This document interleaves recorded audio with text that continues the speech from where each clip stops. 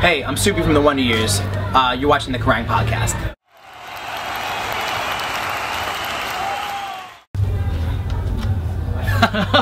Thanks, Joyce. Wayne's World was on the other night in the bus.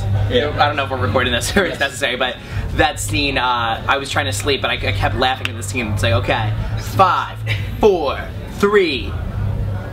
And you're mouthing 2 in 1, Wayne. Hello, we're at Hatfield. Actually, it's a brick room, so I've got no concept of where we are right now. So yeah, so Leeds, apart from finding secret shortcuts, how was the show? Oh, really incredible. Really so awesome. I was elated with the response. It was cool for us because we played Slam Dunk in 2010 and we played the smaller stage. Yeah. And so that was the stage that Alkaline Trio and Against Me played on. Oh, so right. it was like, wow, we get to play on the Alkaline Trio Against Me stage. This is cool. Excellent. It was cool for us. So how much of the set are you playing from the new album? We're doing 3 songs. Right. In a percentage, what would that be? That is 30% maybe? about 30%, yeah. I would say like 27% of the set is that song. Yeah. I mean, now the album's out, are you glad that you can just play as much? Some bands eke out 1 or 2 songs for a while. We always make sure to not play songs before they're released because it's like, when I was going to shows, I didn't want to hear the songs I didn't know. I came to see the songs that I could sing along to. Yeah. So we worked it out so that we wouldn't have to do that this time, which was really nice. The first time we played the songs live was when the record was out, right? Or when we were streaming it already. And then we're gonna start working some other ones into the set in the upcoming months. But it's kind of hard because we went pretty much release shows. We did 4 shows in 24 hours, which was crazy. Yeah. And then we had the release week at pop-up shops and in stores, and then we flew here right away, and then we go right to Canada and then right to Warped Tour. So there's not really. And our rehearsal room has been destroyed, deemed unfit by the health board. The health board came up and said, like, no way. You gotta be kidding. There's dead birds in the drop ceiling. If you were to open like the ceiling tiles here, if you pushed on one, a dead bird would fall out. It was insanely unhealthy. So he was getting fined $500 a day that this place stayed open. So they just demolished the whole thing. Right. The whole upstairs now, it used to be like 6 rooms, is just one big open space they gutted everything out of. Yeah. Will you be allowed back in once it's refurbished? We don't know. Right. We don't know. So we're not really sure we're going to start rehearsing now. We're literally clueless at this point. Yeah. There's no real rehearsal studios near us. Yeah. You're on the road for months now. We're on the road for a couple months now, so we're good until the fall probably, and then we got to figure it out. Finally, what was the 3 shows in 24 hours like?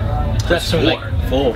Something like Def Leppard would do back in the 80s. With it's really hard to describe to people from England because of the scale. I memean, you get it obviously, but not everyone who's watching this, I'm sure, has been to America. And I remember we did a thing.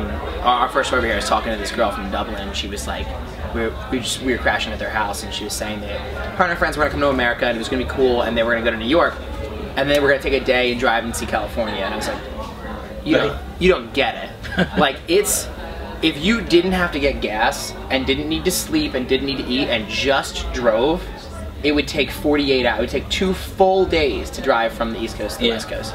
So what we did was we played a show in Philadelphia and then drove 3 hours to New York. Yeah. And then played another show and then flew to Chicago, played another show, and then flew to Anaheim, California, played another show, all in 24 hours. Wow. Well, we had a flight delay. We were flying commercial, which is difficult. Yeah. If we could get a private jet or whatever, we could do, I don't know, 10 in a day. But when you're flying commercial, you're kind of at the whims of US Airways or Southwest or Delta or whatever it is. And we had a flight delay, so it ended up being a little more than 24 hours, but it was close. Yeah. By the end of the last song of the last set, were you fit to drop? Yes. But I was also starving because that delay in the flight, it was a 3-hour flight delay, but we were only able to push the show back 2 hours. So instead of get off the flight, get some water, warm up your voice, get something to eat, stretch out, change, it was 1 hour from deplaning to on stage. Right.